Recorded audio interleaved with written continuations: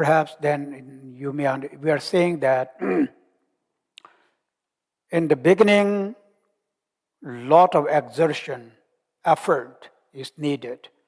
But as one gets more and more and more familiarized with the meditation, then your effort becomes, more and more effortless, more and more effortless. Why? Because your meditation is coming to you more spontaneously, more spontaneously. That does not mean you do not need to meditate, put effort. For example, I need to really put effort in order to first really enter the meditation. While in meditation, I need to put some effort to hold that meditation. So there are these efforts, right? We all do that. But somehow with training, these efforts, and the strength of our experience makes that more effortless, more effortless. And now at this point, fifth and sixth, especially sixth, then it's very much becoming almost effortless, I should say. That's what it meant actually. The antidote is same, like I was saying, so it is again brought about by awareness, Shi Yin. Same thing. Mindfulness and awareness. Mindfulness is constant. Actually, mindfulness and one-pointed concentration is synonymous. Now you may see that. Okay? Because holding one's meditation, concentration, meditation, absorption together is the ability of the mindfulness. So mindfulness needed to be constant. Awareness, not constant, it's occasional, like I said before. Especially in this, when we get more on the higher levels, like 6, 7, 8, then it becomes less, occasional. Even the bodhisattvas use that, actually. In other words, it means, reflecting on oneself from our ordinary point of view. From time to time, it's a very good idea to really reflect on oneself. How you are doing, actually. Not like how you're doing in life or always, but generally, how you are doing, that's it. So we need to do that self-reflection, like I've been saying. I really think and find it very important. Otherwise, then I may not change.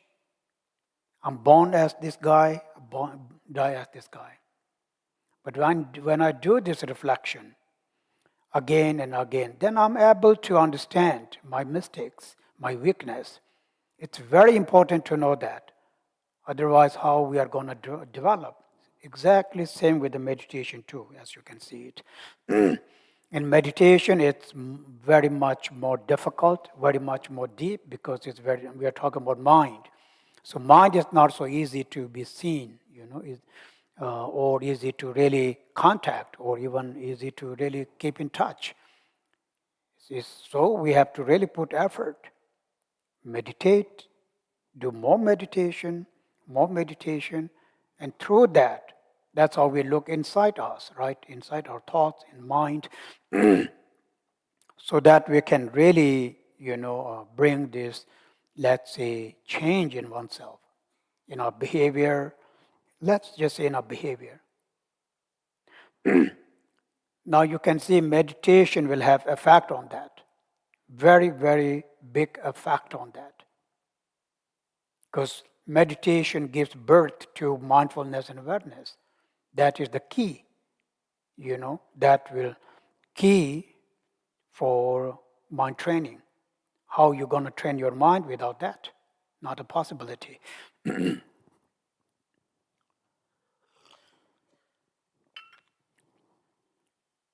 7 and 8, correct? I think so. Yeah. uh, Deeper pacification. Seventh is deeper pacification. Okay. Uh, Here, it's quite interesting actually. But these are very subtle, so sometimes I have a little bit hard time in really, making this very meticulous distinction. Perhaps in my head I could do it, but then I need help of the words. And then I don't find the words. In that very moment, I lose. Whatever is there in my head, I lose that too. Anyway, coming back to this, pacification of the mental. Okay, from the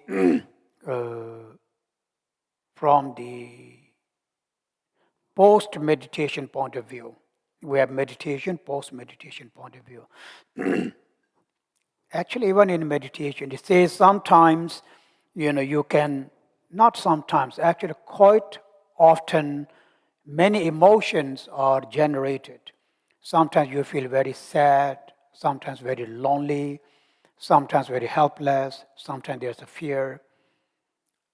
This is why in the songs of Marpa, Milarepa, especially Milarepa, he's crying very often and calling Lama from far. Actually, that's how it happened. Anyhow, it actually is about that. I find it interesting in the sense like there are these hidden emotions, lots and lots of hidden emotions within us. All we see is the surface. This thing, emotion that we experience, we are only and only seeing what's on the surface, not what's underneath. I'm thinking this is more about what's underneath that. Surface is cleared out. Here, these emotions that they experience is very subtle. It's not very dramatic like ours. Ours is very, very dramatic. It's like way over the top, actually. Sometimes that's why we are very dramatic, all of us, we talk very dramatically.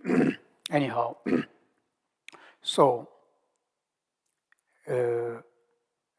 at this point, we understood that mindfulness and awareness have taken place. So therefore, imagine the realization, the power of that meditation, of the calm abiding. It's very powerful. This is why they recognize that. They recognize this most underlying yet disturbing, bothering, very bothersome actually. Let's say bothersome may be better, quite bothersome. Any emotions like attachment, jealousy, pride, loneliness, all that.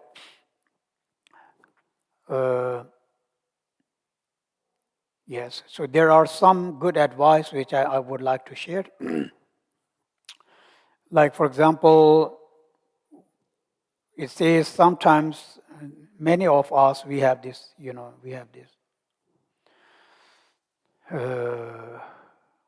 experience.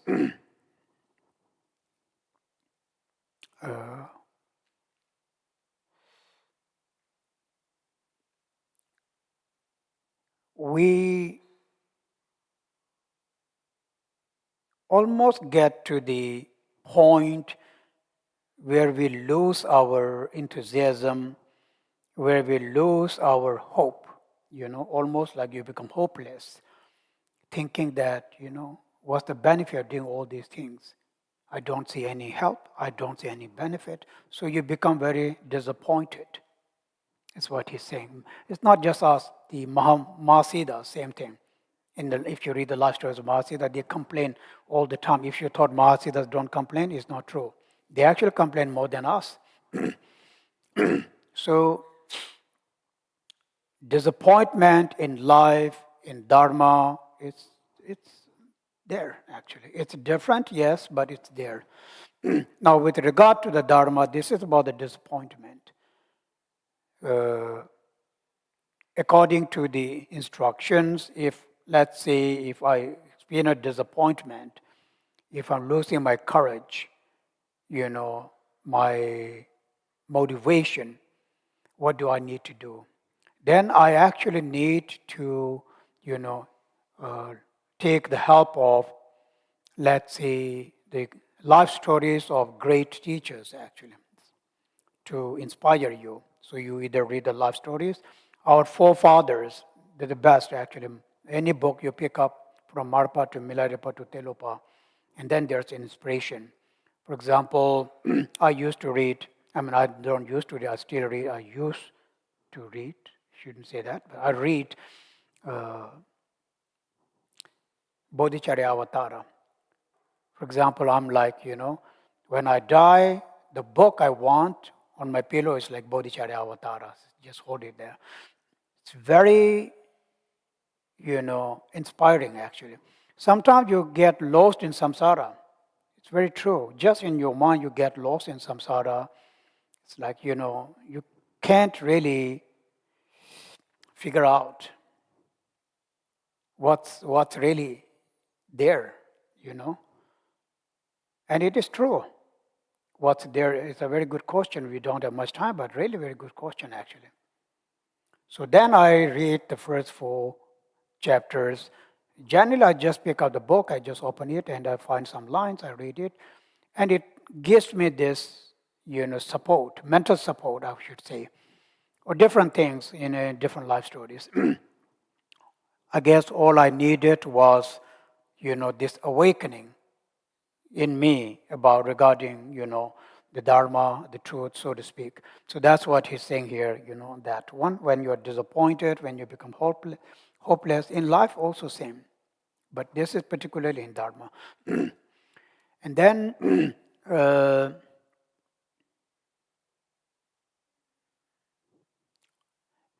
then there is this other thing that is,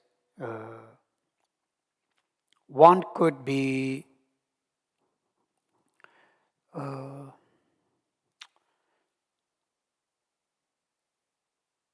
our mind will wander after the 8 worldly dharmas. Actually, it's very true. So very often, our mind is so very, lured by this, material world. Let's put it this way: this material world. We can't help, really. This material world is so very powerful. And then, okay, so which generally means somehow then I'm losing my renunciation. I'm using that word, okay? The renunciation. Ngenjung in Tibetan is a very, very powerful word, ngenjung. I really need that to keep grounded. In life too, in life we really need that to be grounded. It always keeps you grounded. It always helps you to see the reality. Okay, then that's why it really helps you in many ways. Now, especially with this one. So then what do? Then, of course, you meditate or you read. There are these 4 thoughts that turns your mind away from samsara, we call it. Lo, dok. That means that which one turns your mind, away from this material world, concerns of the material world. Like, meditation on impermanence, meditation on the reality of life. We say suffering, but suffering is just a reality. Just like happiness is a reality, suffering is also a reality. Everything that we are experiencing, all the emotions, feelings, they're nothing but just a reality. A reality that is not really, they're a reality that doesn't have much of a ground, actually, so to speak. Anyways, it's a very powerful thought that actually helps a lot, in terms of bringing back our mind on the track. This is about the, if I'm losing that path, my track on the path, then I need to bring it back, whether it is meditation or whether it is Dharma, actually. This material world is very tempting, very, very tempting, very luring. So yes, one can get lost in that, actually, absolutely lost. We know many people, his life is all about that. Um, I actually can't, I'm not kind of discriminating, or I'm not saying it either is good or bad, but just the way they live, so to say. So the decision is yours. At the end of the day, it's all your decision. No one is forcing you to do anything, actually. I'm just saying this, I'm this teacher saying, okay, there are those things. If you like to, if you feel it's helpful, use it. If not, that's up to you. It's all your decision. That we know. We all know that it's your decision. It's always been your decision, actually. No one can exactly force that on you, I'm thinking. But anyways,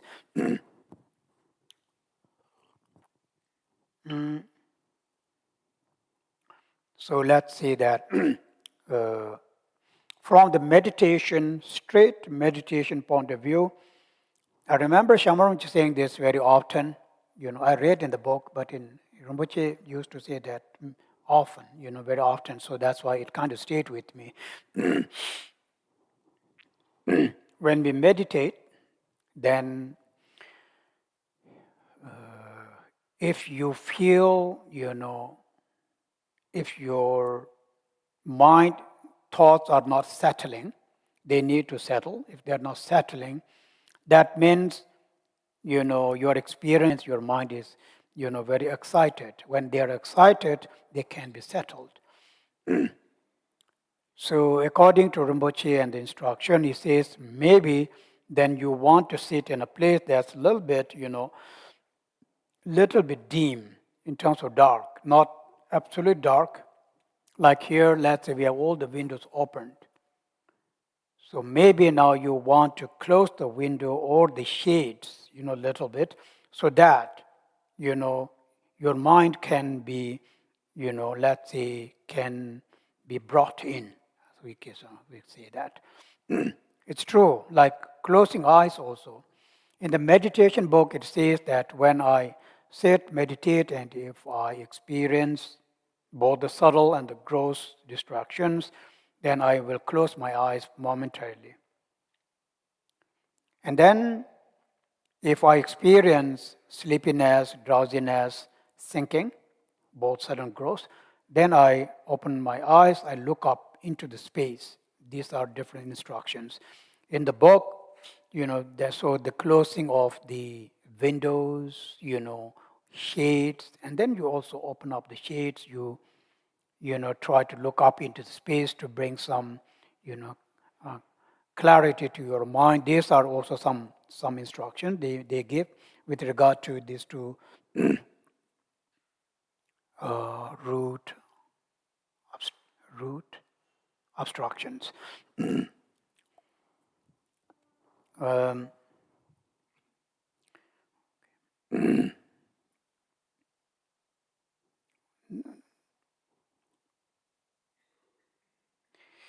so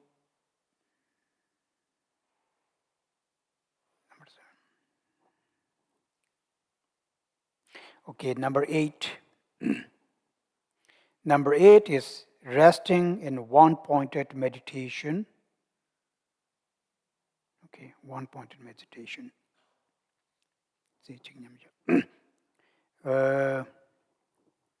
Both the 7 and the 8, are brought about by the force of effort. But this is not a physical effort. So indeed, here effort is, linked with the meditation absorption. In the meditation absorption, one needs to a certain degree of effort so that you don't lose it.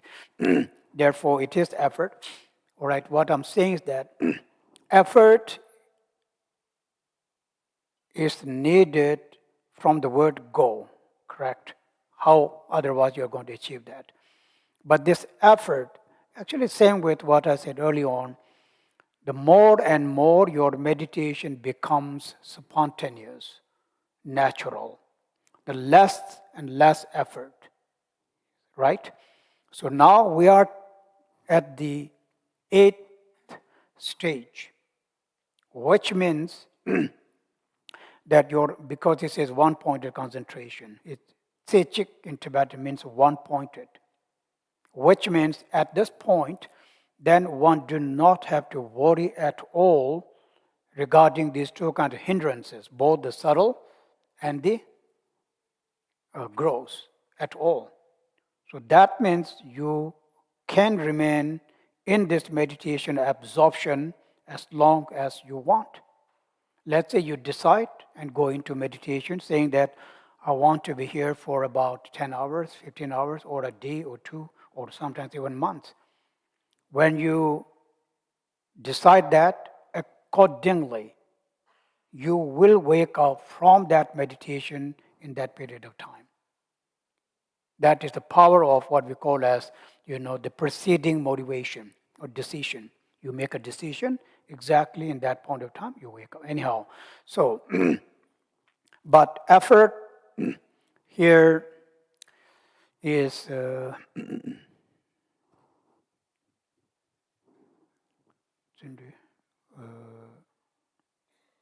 so yes, we give the name called effort, but it is really not effort from the point of view of,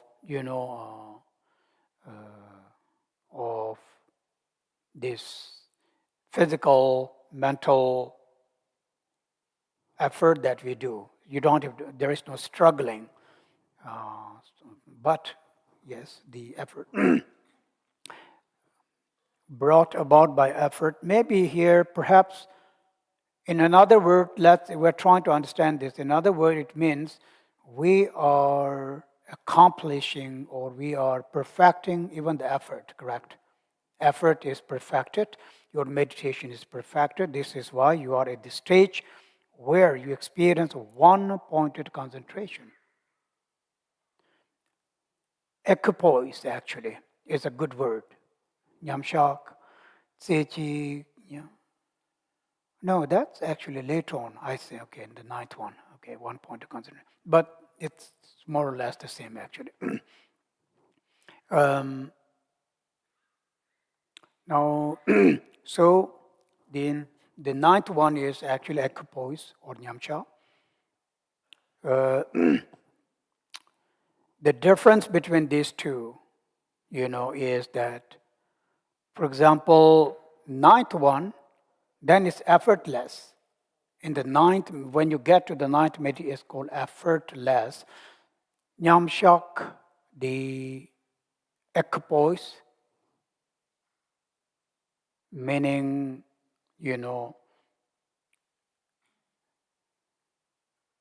remaining in meditation effortlessly. Why? Because the cause for this one is, so the number 9, on the stage number 9 is brought about by the force of familiarization. So now you have been practicing, and your mind got so familiarized with this meditation, then it became your nature. That's your second nature. We usually say your second nature, although I don't know what that really means. I guess everything is nature, but we say second nature. So then what's your first nature then? If this is your second nature, what's your first nature? It becomes yours. It goes to see, it means that there is other nature in you. Okay, anyway, it's your second nature, really, so to speak. So very effortlessly, no need of effort, resting into meditation. We are speaking about calm, abiding meditation here, 9th one. All right, so just this, I'm just touching through that as you could also understand. Now, if you thought, okay, this meditation that I am talking about, that we're discussing, 9 mental abiding, 9 meditation stages is, 9 meditation stages that is practiced in the desire realm. It's about desire realm. And now after this 9th mental abiding, this is not the Shine part. Actually Shine is not yet born. Okay? Like I was saying the other day, And this, after the ninth mental abiding stage, then you experience that bliss or tranquility, the physical tranquility, the mental tranquility. Through that, only and only after that tranquility, the mental and the physical tranquility. I'm using tranquility. Bliss we use a lot in Vajrayana, so I don't want you to get mixed up with that.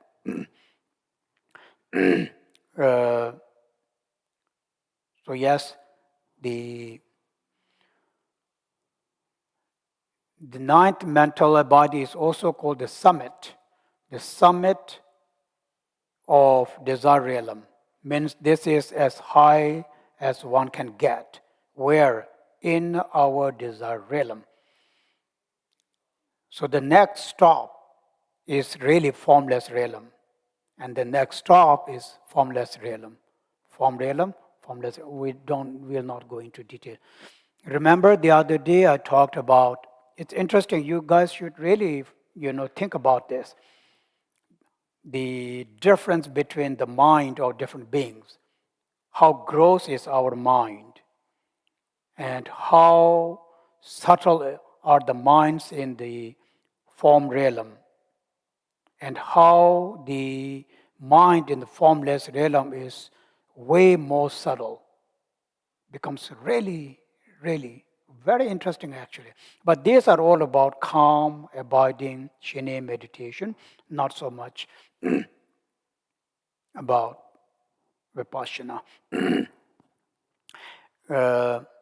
So when you get to the Shine part, the actual Shine, let's say you get to the first stage. What is that? First Samadhi stage in the formless realm. Then, now you use that,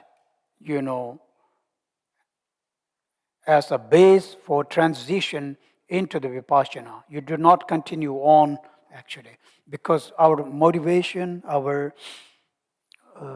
aim is not to be born in form or formless realm. Our aim is to experience Vipassana meditation or Mahamudra, correct? But we need that base.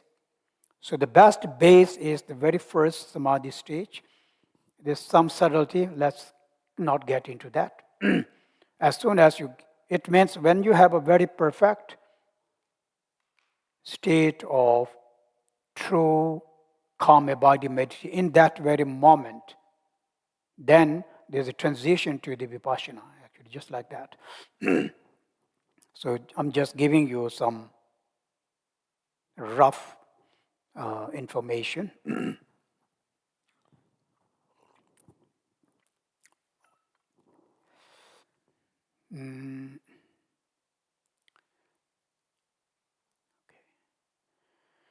Okay, now I think we will go through the book and then, yeah. I finished the 9, right? Oh, yes, okay. I guess in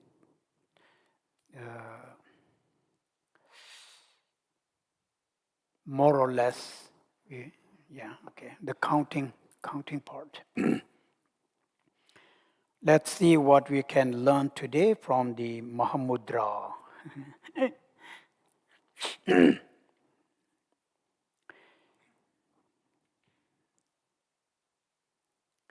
Yes.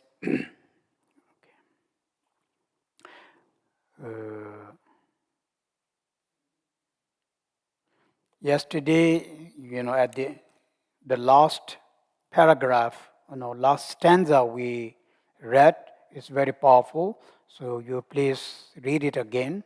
I really like it. It was about view, meditation, conduct, and results. Very straightforward.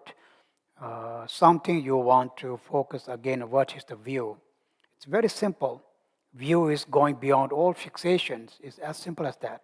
Like he says, king of the view is when you go beyond all the extremes.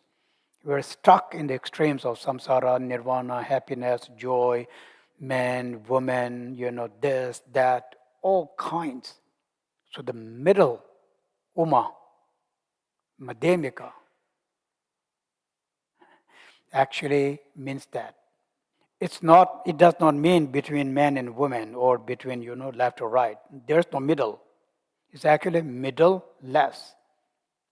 U ma meaning there is no extremes, and there is also no extremes actually, so to speak. And okay, maybe I should not have brought it up. All right. So now coming back to, from time to time, you want to think why you are caught up, why I'm caught up. This is the only reason, really. You are caught up without any reason because of your fixation. You're so fixed, so stiff. Why you do that, actually? You want to lose it. Why not lose it? What you gonna lose? Nothing. It's all on your head. So what exactly you going to lose? Why you're so afraid, actually? Right? Okay. Maybe not. I'm trying to simplify, again, I shouldn't say that, but I'm trying to simplify these things really for us. I'm saying that many, our friends, Dharma friends, sometimes say that to us, the Khenpo, what's that? No, what I was going to say.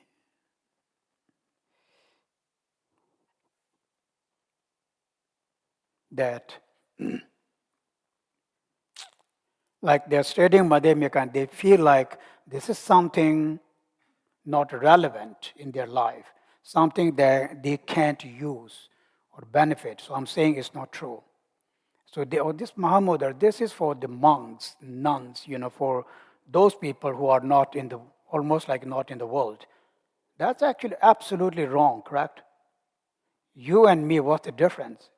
Except for this cloth, actually. Or for that matter, Kamapa, except for the cloth. From the mind point of view, from our relative point of view, let's just stick to us, okay?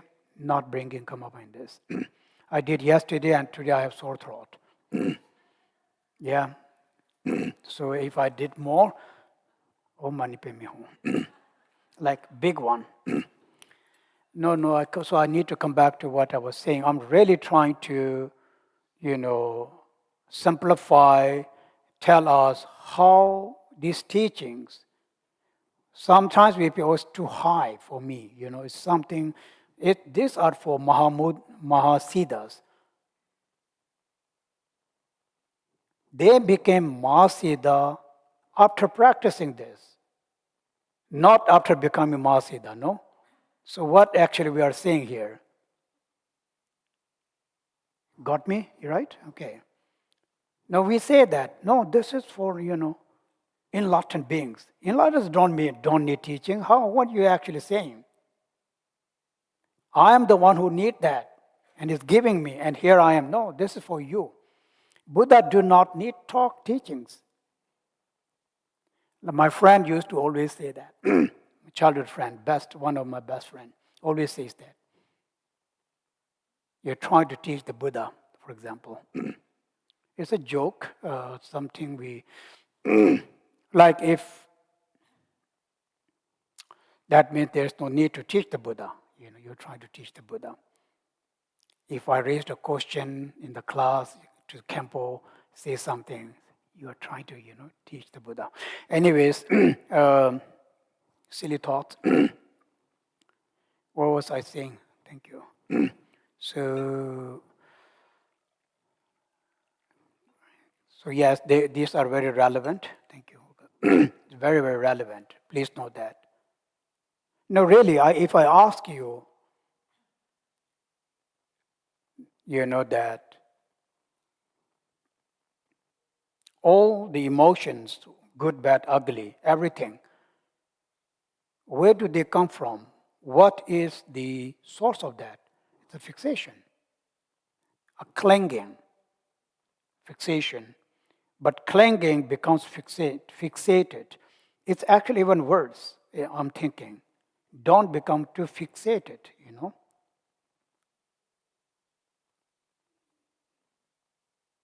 So we try to lose it as much as we should really try to lose as much as possible all these unnecessary fixations. Plenty of them are there, correct? Really. When I look at my own mind, I'm like, this is crazy. I don't need any of them. And yet they're there, bothering me all the time, day and night. Very sad, actually. So I'm like, I'm going to release it. You need to release them. If you don't release them, how are you going to be free? You've become free, you release them. Just let them be. Don't bother them. They won't bother you at all. Let it be. That song, Let It Be. Okay, not much time to go into those things. My niece, little niece, they dragged me to listen to this, Let It Be, that song. Frozen, from Frozen or something. So I actually found out very, very interesting. I ended up watching it many times. I actually didn't know there was something like that, but this little niece, uncle in States. So anyways, many other cartoon and all this animation stuff for the kids. Then I found out actually it's also for me too. Very interesting, Cartoon character. We are all cartoon character in some ways, but we say cartoon character. What are we actually? We are also a cartoon character. We are all a character,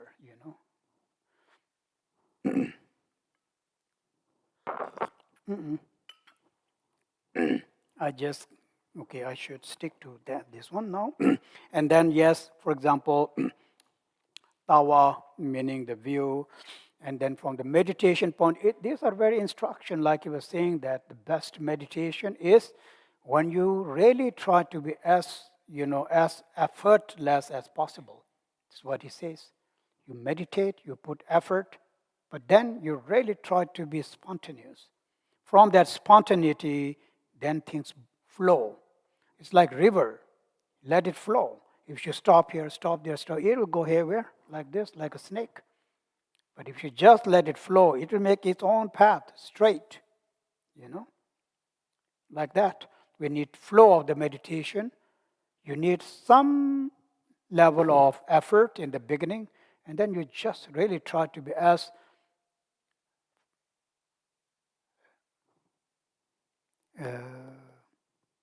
effortless, meaning we want to learn to relax more and more, not in terms of sleeping, you know that. We need to relax our own, this ongoing stuff in our head. It's actually called releasing all this stuff. And then the spontaneity will come around. So that's actually meditation. Anyways, yes, it also says here like, that's actually more like conduct, how you conduct your meditation, right? And then from the meditation point of view, like it says here, also this is an advice saying that we want to make sure that we're less distracted and less distracted. It says meditation is just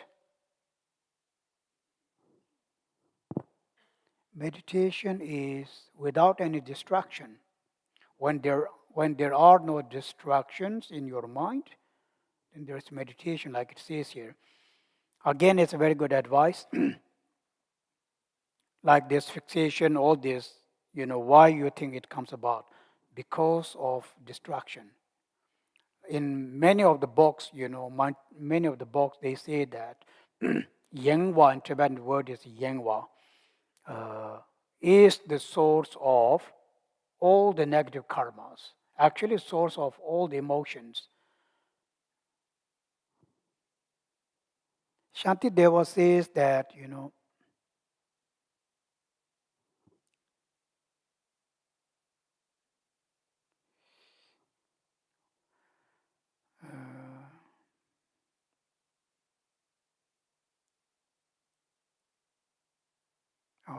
I forgot actually. Well, it's similar to what I said before.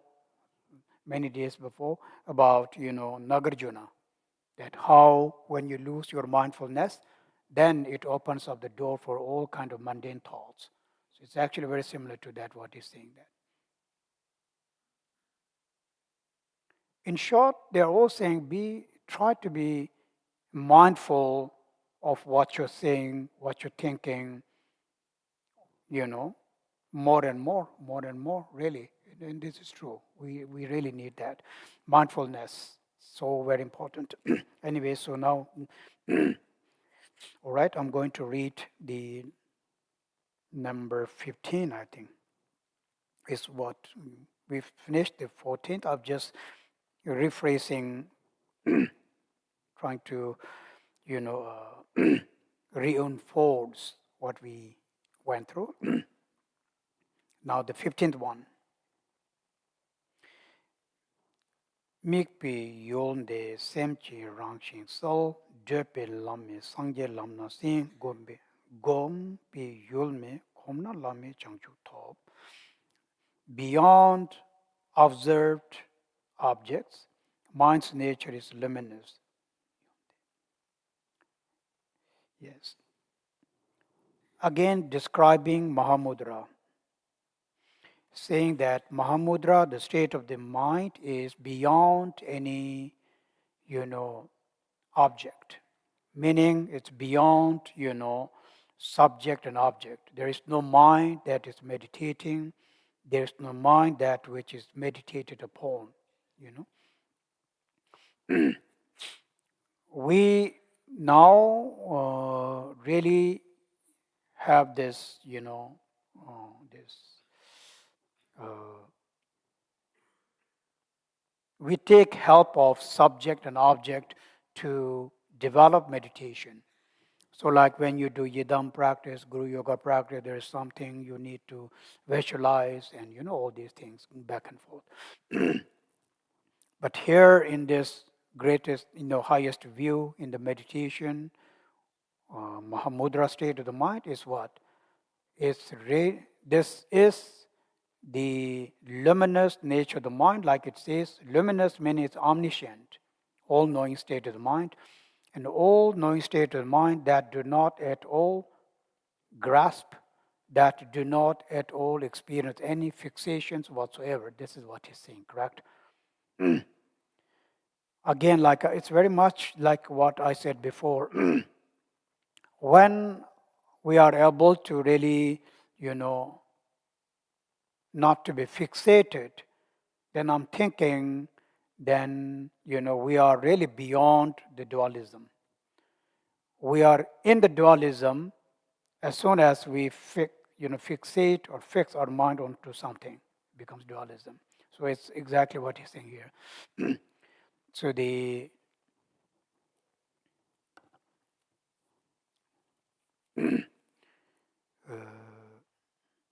okay, so the first one, the second one where it says that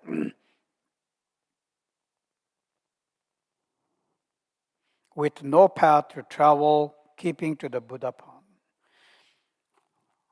Probably this is about, like in the Mahamudra, we have those Mahamudra called the ground Mahamudra, the path Mahamudra, the result Mahamudra. And I'm thinking he's saying this one here. The first one is the ground Mahamudra. What exactly is that ground Mahamudra? Ground Mahamudra do not exist as a ground Mahamudra actually. It's beyond existing or non-existing, beyond all the extremes. It's simply this knowing nature of the mind. Okay, luminous, clear light is a metaphor. We all know that. It's a metaphor.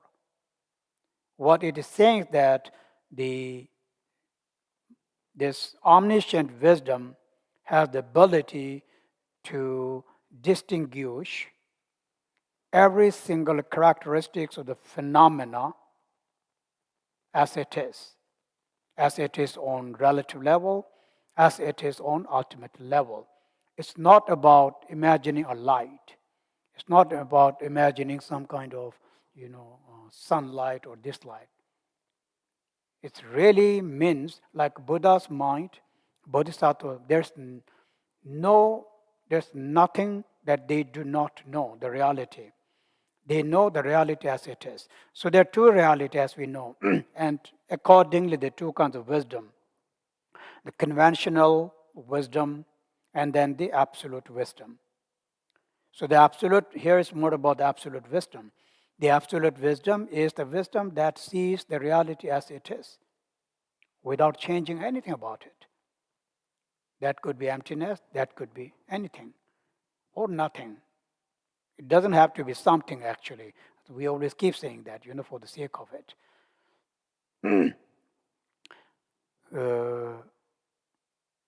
But this word called vessel, which is luminous, I like it because it actually has, I like it because I think of it as this awakening mind, as a wisdom, wisdom that has the potential to really bring me out of this darkness of the ignorance, of the confusion.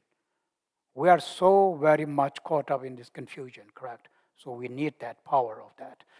That is actual activity, so to speak.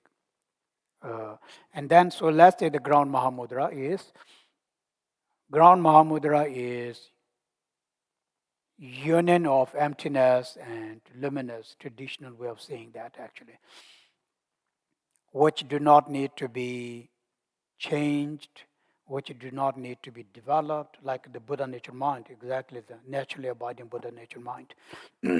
All right. Then the second line here is like the Mahamudra or the path Mahamudra.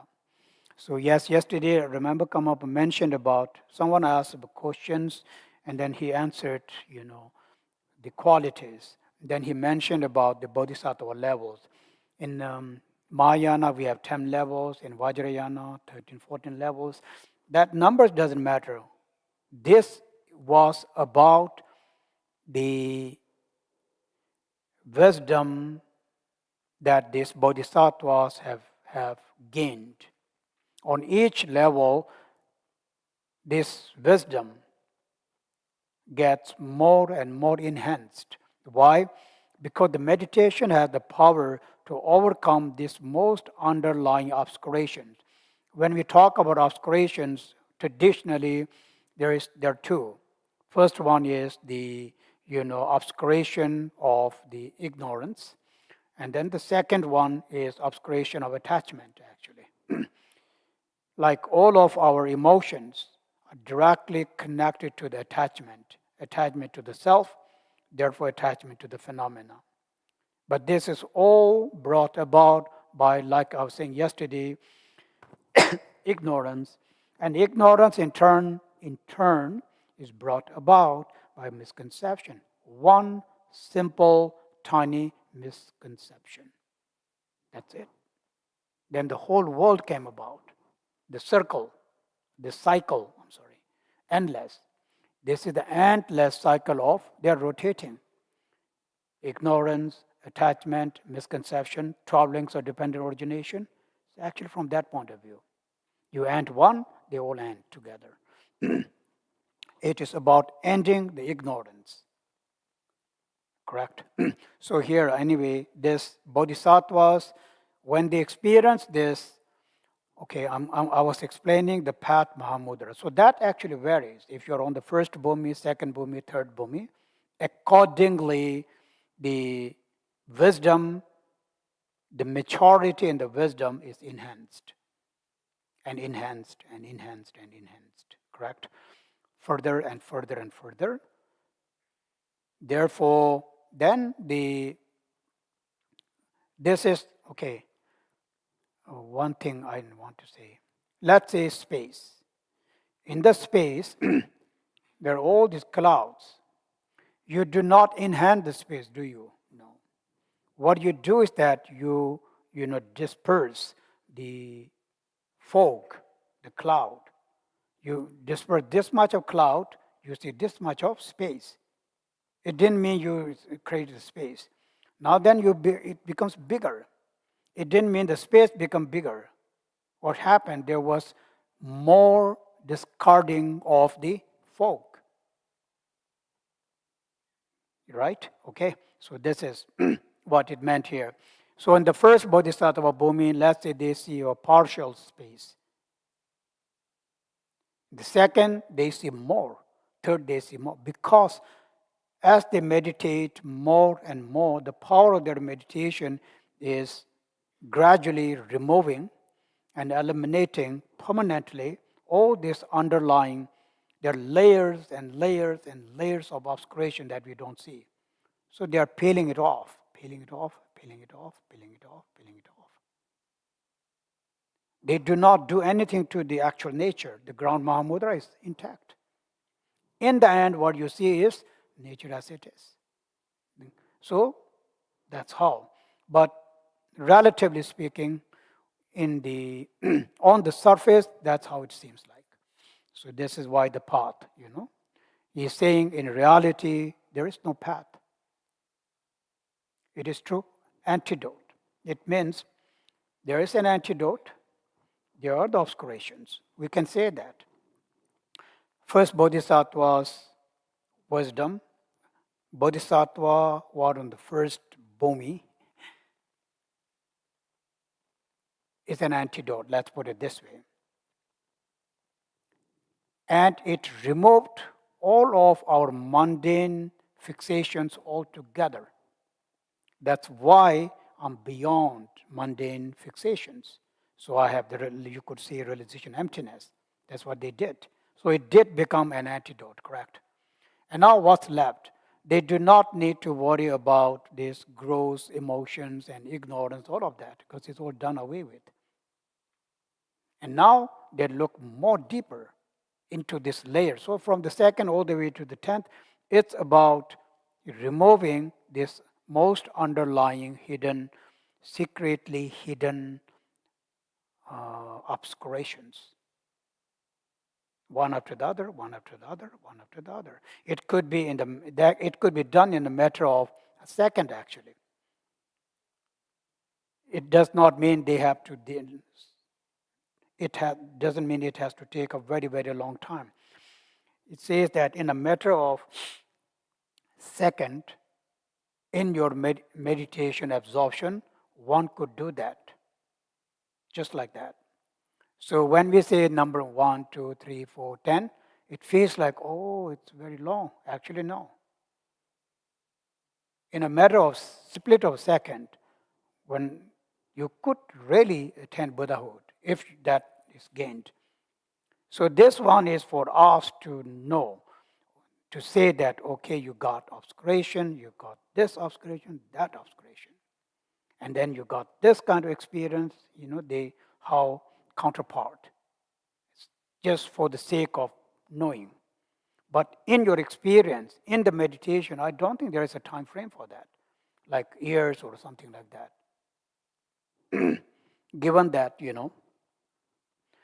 that there is a meditation.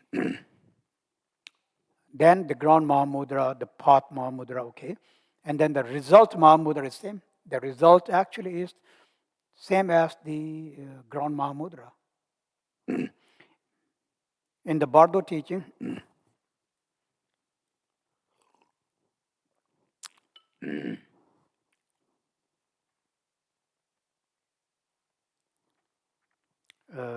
Bardo of Dharmakaya. People like to hear those things. I mean, I like to hear those things, Bardo of Dharmakaya, Bardo of Sambhogakaya, Bardo of Nirmakaya. Sounds so cool.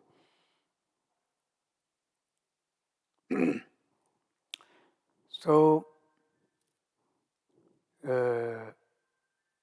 there's this thing called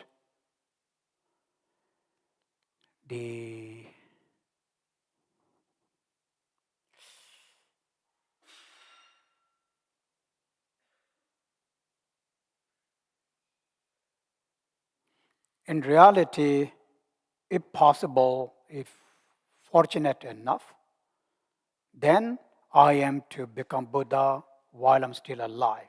Correct? So that's the best, option. Now somehow I don't manage that. My second best option is Bardo. So in the Bardo, as soon as I'm dead, I have to keep it very short. As soon as I'm dead, and the possibility is quite high actually. given that in your life you have been doing practice, and then you are really, really very strongly familiarized with this meditation of the Mahamudra. As soon as you die, you lose your body, lose all other. I have to keep it very short. There is a point when our mind,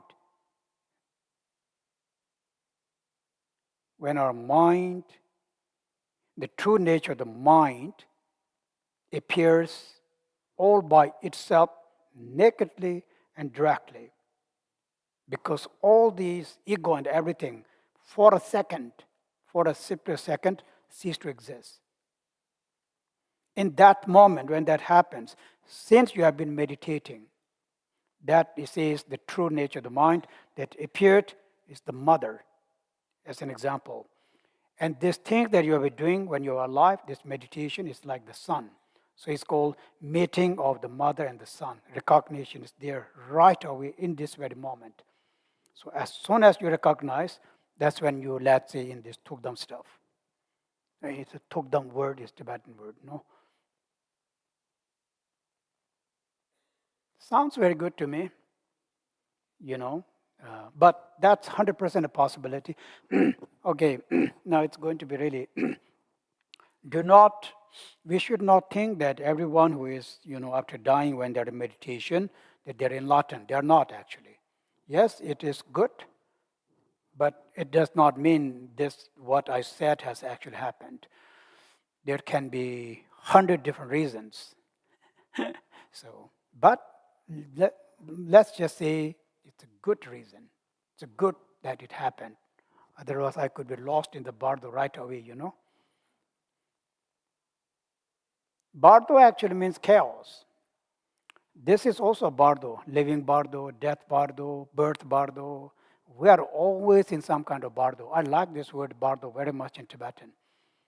It's very true, really. We are doing something here, we are doing something there, we are doing something here. What are we exactly doing?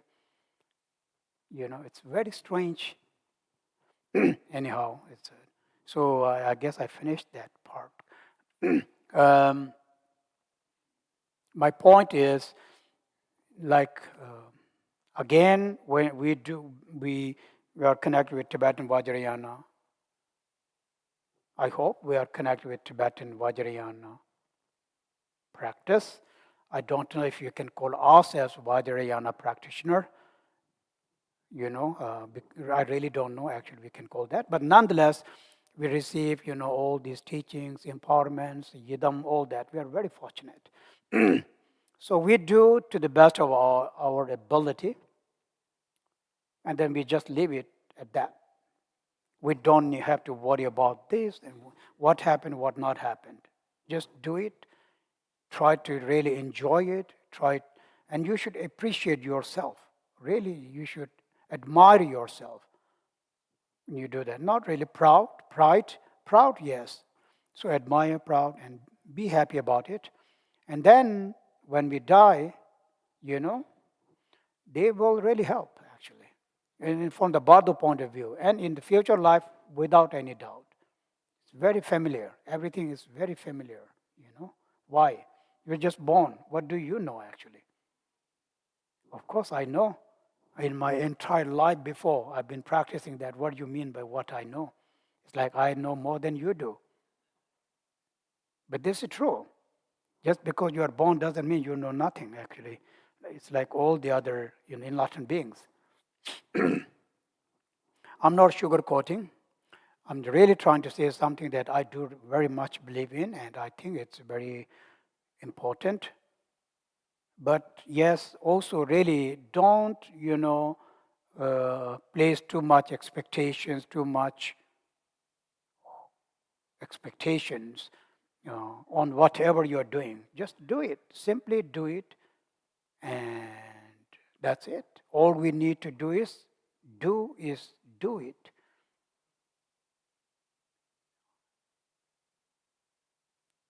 Don't judge, don't think, that it didn't work or that it did work. It's not true. You do something, you ask Lama this, for some, and then something good happens. Oh, wow, it worked. Lama is very powerful. It's not true. If that Lama is that powerful, next time, why didn't it work, actually? You can ask the same Lama.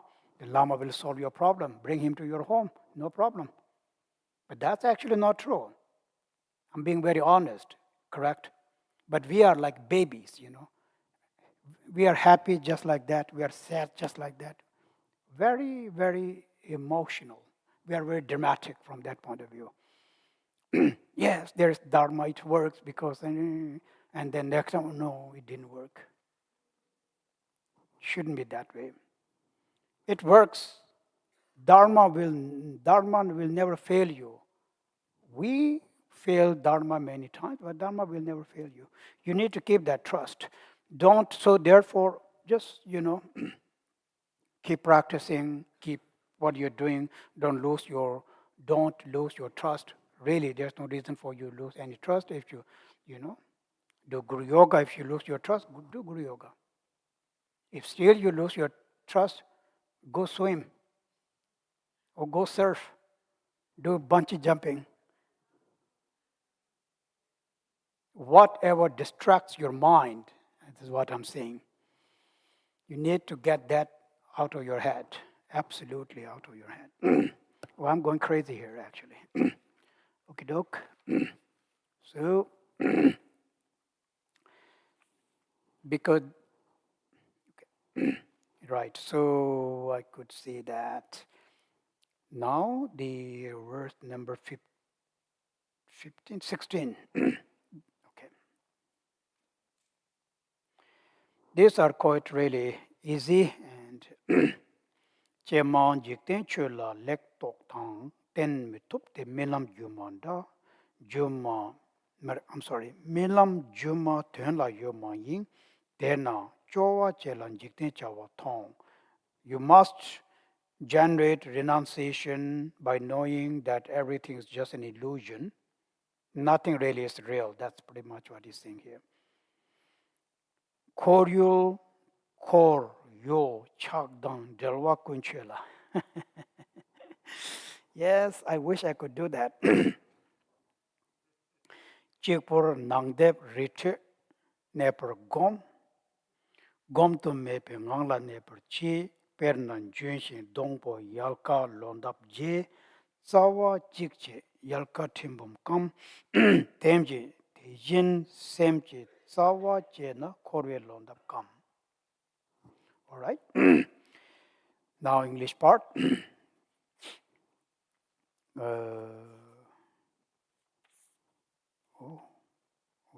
Okay. Kema. Worldly things cannot be checked. That's actually not true. It actually says, Chema jikten chula lek tok tang. What this is? It's actually not true. Why?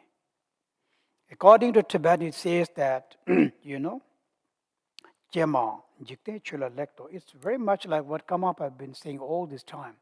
Observe, actually. He's saying that you must really examine, analyze what this samsara is all about, what this life is all about, what this emotion is all about. When you meditate on that, let's say you meditate over and over, then you come to know. What do you come to know? It's the second line, actually. You come to know that, so this sentence, we will think again, is not correct. Or analyze, okay, so it cannot be checked or analyzed. It doesn't matter. Like illusions or dreams. Yes. So when you analyze that, then what do you understand? You understand that everything is really illusion, everything is impermanent, there's nothing that really, is everlasting or lasting for that matter. It's very true. Be it our emotion, be it our life, or be it, be it even Buddha, for example, he comes and he disappears the world. Nothing in this world, including the universe itself, even for a moment, they do not remain, correct? They do not, there is no moment when it's not changing, is the word we should say. Every second, every moment, a change is happening in your mind, in your body, in the universe. Something we cannot do anything about it. This whole thing about, okay, again too much, about how the world is changing from the physical world point of view, that's bound to happen, actually, because that's very much the nature of the phenomenon, like the four seasons, like Kamaba said yesterday. Everything's like this. But we have to know that this change does not happen once in a while. This change is happening every moment, every second. That's called subtle impermanence. Meditation on the subtle impermanence. So, like according to Tibetan, is saying that there is nothing that is actually stable. It's very true. Look at our mind, look at our body, look at our health, look at the weather or universe. There's nothing that's actually really you can say, oh, it's stable. We have word stable, but in reality, if everything be something that's actually stable, it goes again very much the meaning of impermanence. Disintegrating is the word you're saying that. Every moment, every second, everything is disintegrating. Okay, at the same time, everything is also, it's not like, ending, right? When it's disintegrating, something new is happening along with that. Correct? Really. Every single day, every moment is a fresh moment. Correct? But that fresh moment came about cessation of its very immediate past moment. So don't be disappointed thinking that, oh, it's everything disintegrate. No, if you look at yourself, if you look at the world, that's the tendril part, the interdependent arising part. Bound to happen. No one can stop it. It's just the nature of phenomena, the impermanence. Our mind, our life, death, it's sooner or later, we all go through exactly the same thing. We always go through the same thing. So this part here when he says that when we really watch it's about reality again, correct? What is the reality of my body, my mind, the universe, family? It's just one reality. From this point of view, it's just one reality. Everything really is impermanent. But when you look into how it is impermanent, you come to know how it is actually illusion. So illusion, the realization of illusion and impermanence go hand in hand. You can explain that, but you have to go to this very subtle, very, very subtle meaning of impermanence. It's illusion. But that illusion, when you really analyze, it's actually, that is the beauty of it. Because everything is impermanent, because it's illusion, that's why it's possible. That's why arising, ceasing, existing is possible. If it's true, how can it change? How can it, cease? How can it, arise? Permanent is not good at all. But here we are thinking otherwise. All right. So then, let's just continue. So delusioned and not existing in actuality. I guess I already said that. So delusioned, give up worldly activity. Give up in the sense what? Let go of it. Not like you abandon your life, your job, or anything. It's really, letting go of our fixation to that. We must let it be. Let it be. If you try to change, then the problem will come about. You can't change it. How can you change the law of phenomena? You can't. This is the law, nature of phenomena. And here you think I'm going to change the world? Never going to happen. Never happened, never going to happen, ever, never, ever, never, ever. No, really. Again, in my thinking, when we are able to relate to the reality of life, everything actually becomes, easy. It does not mean you don't go through that, but they ease up. It takes off the edge, let's put it this way, Otherwise, you have this edge. And because of that, you get too stressed, too painful. But when you understand the reality, when you, you know, learn to live with that reality with an open heart, everything is up. That does not mean you don't suffer. It really is up, actually, very much. So, because I have learned to really not be so very caught up in this illusion that I can do something about it, because you can't do anything about it. You are bound to, you will age, you will die. It's a reality. Anything, pain. If you thought, oh, I am really going to not suffer, I'm going to do something that will make me happy in my entire life, that's just a dream which will never come true. Right? So I'm not disappointing you. We need to know that. If you thought if you became very rich and famous, then there will be no problem, that may be the problem, actually. Okay.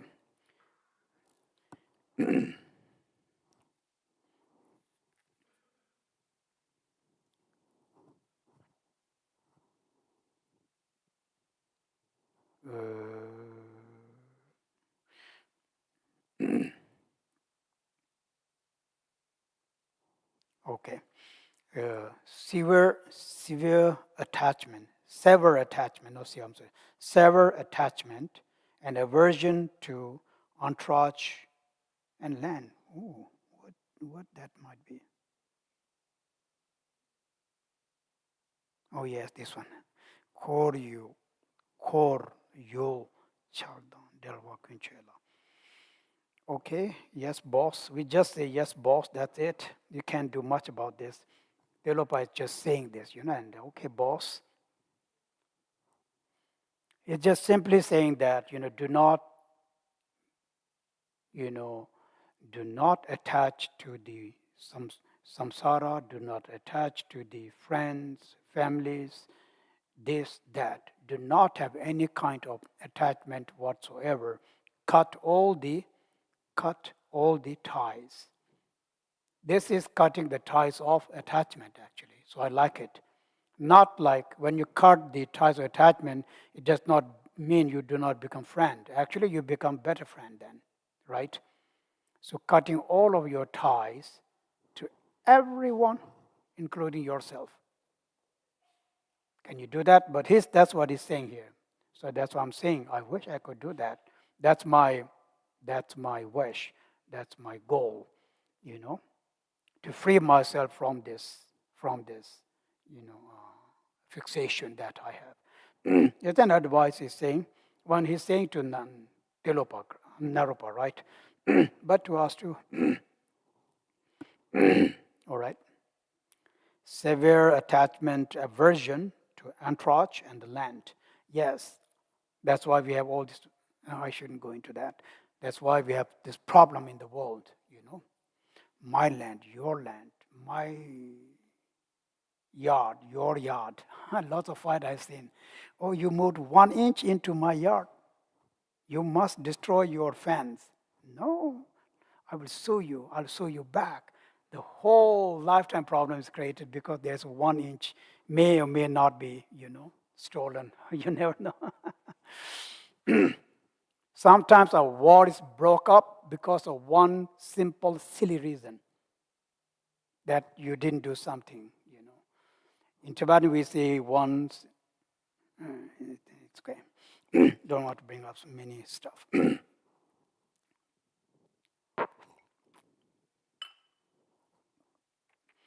um, okay.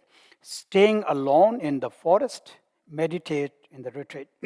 Okay. Find a jungle and then go there.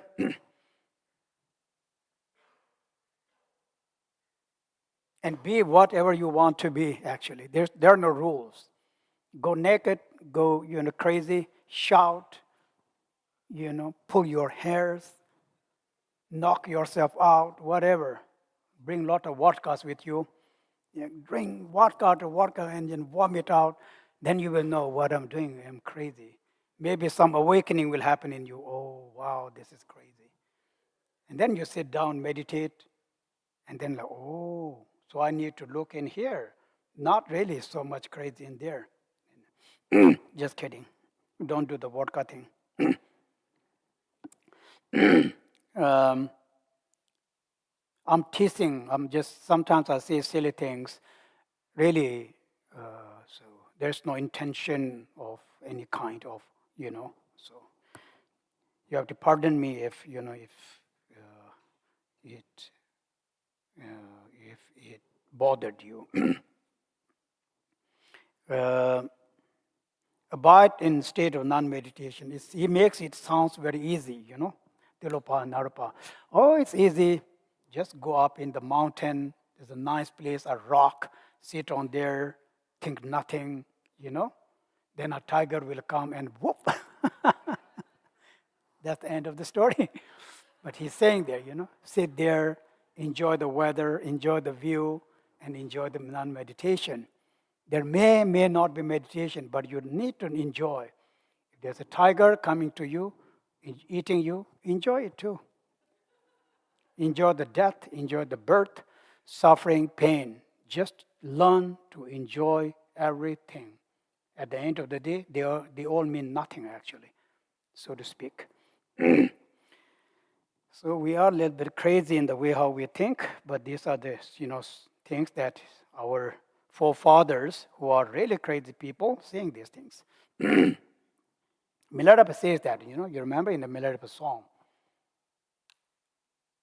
Yes, he says that. Our forefathers are crazy people. Their sons are crazy people, meaning followers, all kajul of followers. The whole lineage is crazy. Therefore, I, the Milarepa, the most crazy guy on the earth. Pargim Milarepa knew. What's that called? Crazy wisdom, songs of the crazy wisdoms. That is the sign of freedom, correct? When you have this freedom in your mind, really nothing bothers you actually at all.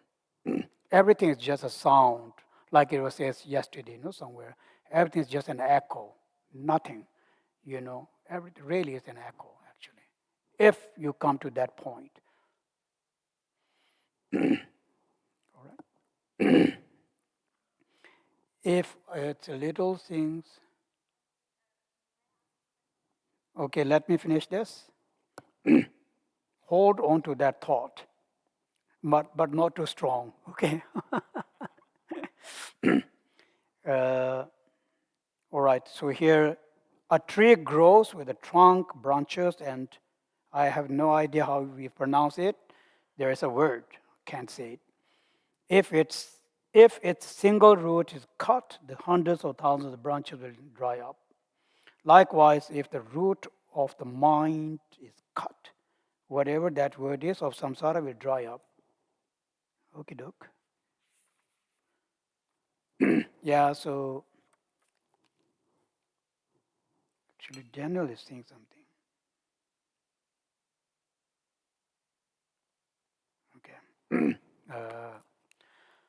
Okay. This metaphor is actually very easy. It's very, very easy. It's saying that, for example, let's say in your yard, back or front, You have this tree that you need to cut. So what you do is that you cut branches, but they will always grow back on. So the problem is never solved. So this is like, when we do Shine meditation, accumulation of merit, all the other practice we do is like that. Of course, temporarily, the reliefs bring benefits, but the source of all that problem, which is the self-clinging, the ego, the confusion, right? Self-clinging is still there. So they're going to grow back. They always will come back. Now, if someone decides to, now he's like, oh, no, I need to uproot it. So he just uproots it. It will never grow back on, is what he's saying. Therefore, first, look in your heart, what is the actual source of your problem? You find the problem, and then you really want to, rip that off, literally, so to speak, or you want to, get rid of that in a very absolute manner, and then it will never return. In this case, it's actually about clinging and emptiness. The reason, like Chandrakirti says that, first, the notion of self is born. Through the notion of self, the notion of others is born.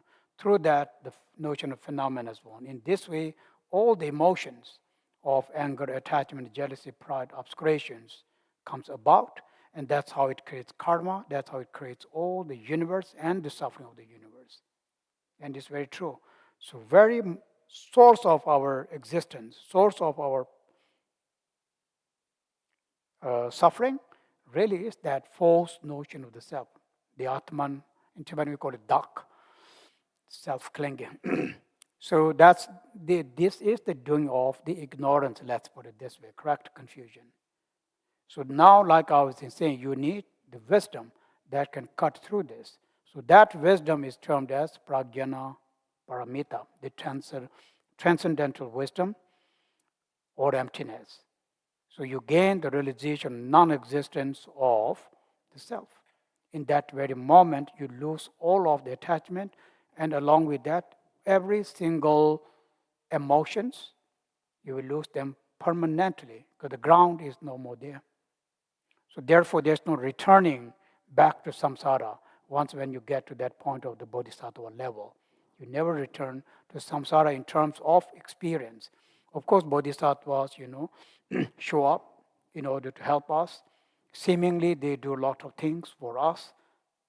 But as far as their state of the mind is concerned, it's always on that level of enlightenment all the time.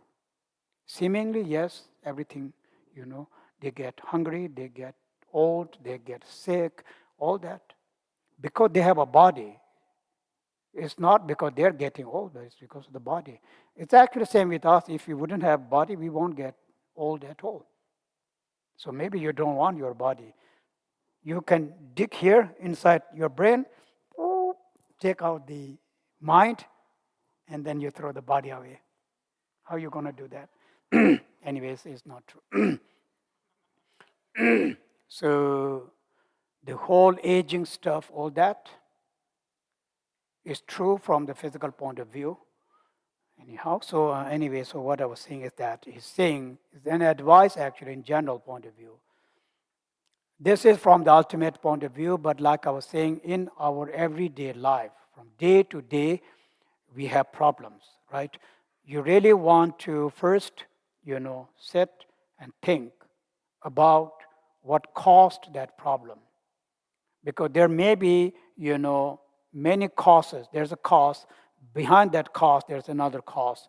Behind that cause, there's another cause. It could be a very silly, or it could be very serious. But you need to find that. Then when you find it, you really will find a way to, manage that, work with that. That's why the wisdom is so important. With wisdom, we always can protect ourselves. So we need wisdom. Here, when we are in samsara, through the bardo, through the enlightenment, wisdom is what we need, is our protection, is our refuge, actually. That's what we take refuge in. Right. Um,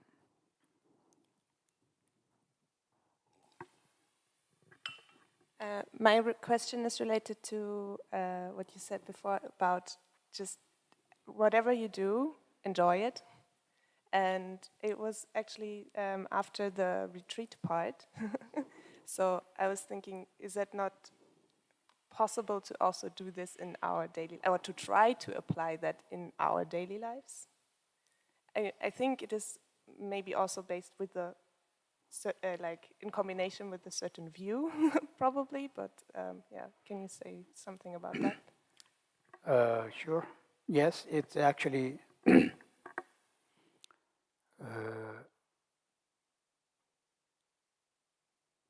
so. I was saying that. I think I was saying try to really see everything in a more positive way. Let's not say enjoy because it's a little bit, but if we try to see everything in a, positive way, even if it is not so positive, but when you have a positive attitude, positive thinking, that actually helps, even in life actually. Okay, so today this happened, but it's not going to be the same tomorrow. Tomorrow is a different day. Every day is a new day. This is very true because we really don't know what is going to happen tomorrow or day after tomorrow. So therefore, we keep up this, let's say, being optimistic, correct? It's a little bit like being optimistic, but from the Buddhist point of view, we say we try to stay as positive as possible, but we do that with this knowledge of Dharma actually. With this knowledge of Dharma, knowledge is to help us to keep up that attitude, of remaining as much as can be a little bit positive. So when I say positive, it means hopeful, correct? Not like positive one, but hopeful. Because it is very true, there's always a hope. And that is true because you don't know. Okay, today this happened for sure. But tomorrow, there 100% is of hope that is going to be much better, that you're going to achieve something. That is always there. That is connected with this. Be hopeful is how you say it, like, but we say be more positive. So like, but hope, yeah, I didn't bring it up because, like I was saying earlier on, we remain positive, but we try not to have too much expectations. So that's why I didn't bring it up. Because there is no need for me to expect. They will come about. Every action has consequences. We believe in karma. So why worry actually? Really, this is very much the law of the, karma, meaning cause, the actions, every action of the body, of the speech, of the mind, have their consequences. So expectation doesn't, make any difference to that. It actually ruins it. It actually brings more suffering when it doesn't happen on the time that I expected. It may happen later on, but you want it tomorrow, but it happens in 1 month's time, so to speak. So therefore, this learning to reduce our expectations, try to really Dharma point of view from Dharma, whether it's Dharma or whether it's everyday life. Let's say being a good human being. I try to be as good as I can be. And this is very true. We all really should try to be a very good human being. Because without a very good human being, you cannot become a good practitioner. But no one is forcing you to do that. And you should also not, not, we should also not post that onto others. Okay, that's actually not the right word. Meaning,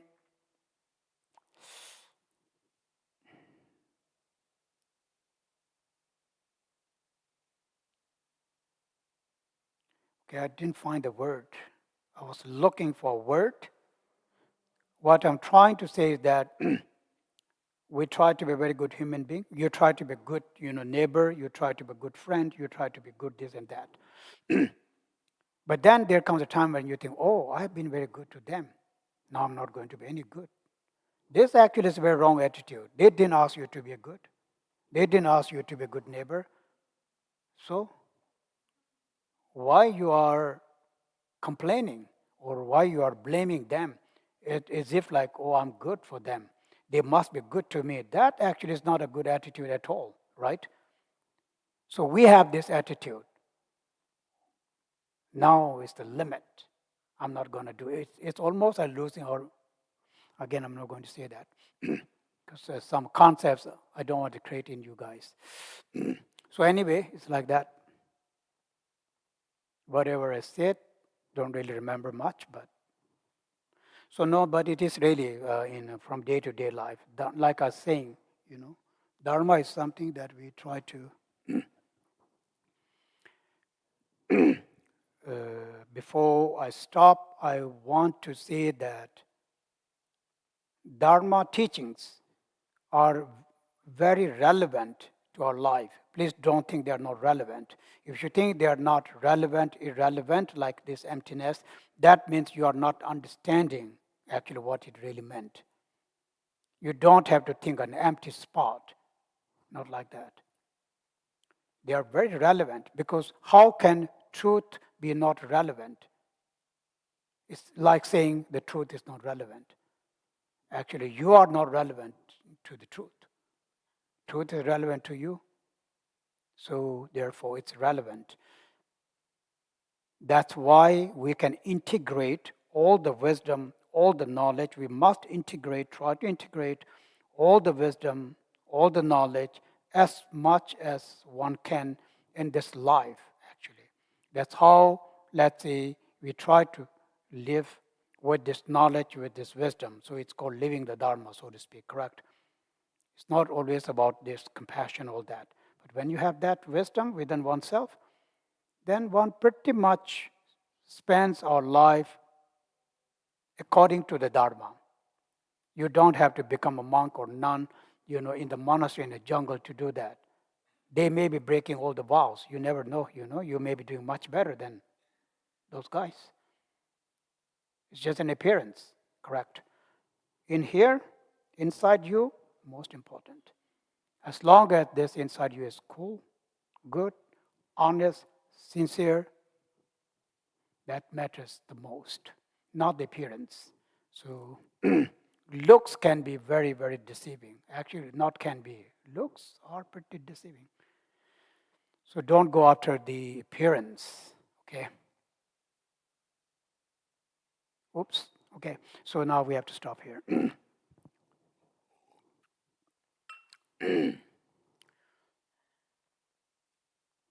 Senam diye tamche zikpa nye tona nye pe dana ya pamche che ga na che bala ye tukpa ye siben so le do wa dol wa re sho ge wan diye ki wo kun senam ye she so zo senam ye she le chung wa tamba kun ye to ba re sho Minjuro lombo koye tashi sho yen la tukjo sungye tashi sho tadala teme tukje tashi sho gyalwe kosong tukje tashi sho.